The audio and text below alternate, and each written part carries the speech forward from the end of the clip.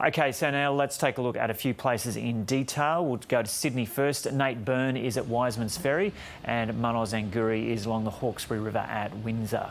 Nate, to you first, what's the situation there? Morning, Joe. I'll start by apologising for my signal. We're having a little bit of difficulty getting pictures out of Wiseman's Ferry this morning. The SES have told me that's largely because the towers around here are solar powered and there's been no sun for such a long time, and the backup generators are running out of fuel because resupply has been so hard. But here at Wiseman's Ferry there is an evacuation warning on, and that's because the water is rising. The Hawkesbury here was already over River Road this morning when I arrived, right on low tide. Here the river really responds with the tide, and at the moment the range is about 1.5 metres from low to high. Now the water had stayed at the same level from high tide in the early hours of this morning to the low tide. So the water that was maintaining that height was all coming downstream, largely from those flows from Warragamba Dam. Now the tide is on the rise again, and as we move towards high tide around 1 o'clock, we are looking at the potential for this water maybe to rise by 1.5 metres once again. Now there are already buildings here in the western part of Wiseman's Ferry that have water lapping at their foundations. There's one just 20 metres, 30 metres away from me that's already got about 30 centimetres of water around the bottom of it. The ferry here at Webbs Creek is closed. The road, River Road, is cut off by the floodwaters, though some local residents have been braving those waters this morning because properties up and down this part of the Hawkesbury have been flooded, and a lot of them are just remembering what it was like this time last year, and they're just really keen to see how bad the damage and the loss might be today. But this is very much a live situation down here at the Webbs Creek Ferry. The SES have started setting up this morning as staging points so that they can keep an eye on the situation. But Wiseman's Ferry is planned to be a crucial supply link to some of the local communities that are very isolated. So we'll just have to see exactly how today progresses to see whether or not that can remain the case.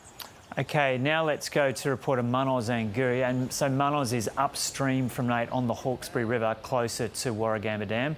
Mahnaz, what's happening there?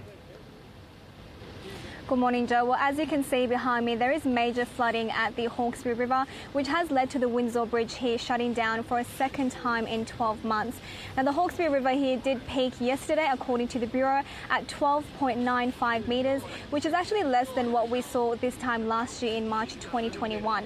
Now, authorities and the New South Wales Premier Dominic Perrottet yesterday did say that they are expecting the floods this year to be worse than last year.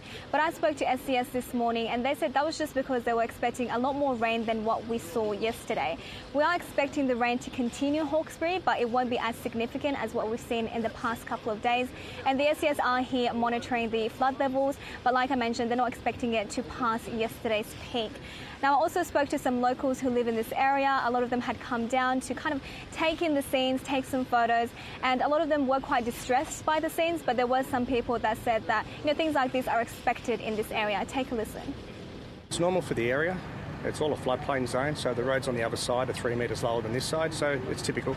All of the summer, the last 3 months, we've just reached absorption point on the water, on the land, so it can't take any more water.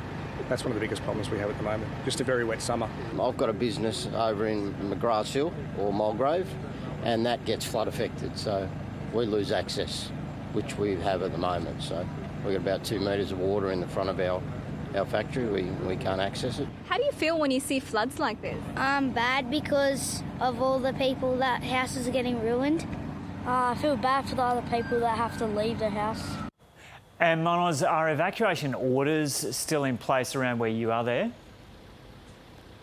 Yeah, so although some people that live in southwestern Sydney and parts of northwestern Sydney have been given the all clear and can go back home, that's not the case in this area. Like you mentioned earlier, just this morning we had another evacuation order for parts of Lower Portland, and the evacuation orders that have been in place for parts of Windsor and parts of North Richmond, that's still in place, so people still can't return back to their homes. But Okay. I did speak to SES this morning, and they did tell me that the requests for help have been significantly less than what we've seen in the past couple of days.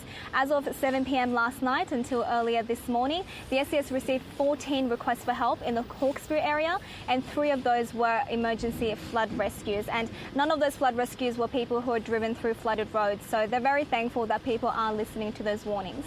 Okay, Mahnaz Angury reporting there from the Hawkesbury River at Windsor, and we had Nate Byrne downstream there at Wiseman's Ferry, and we'll keep across the developments with that situation in Sydney through the day.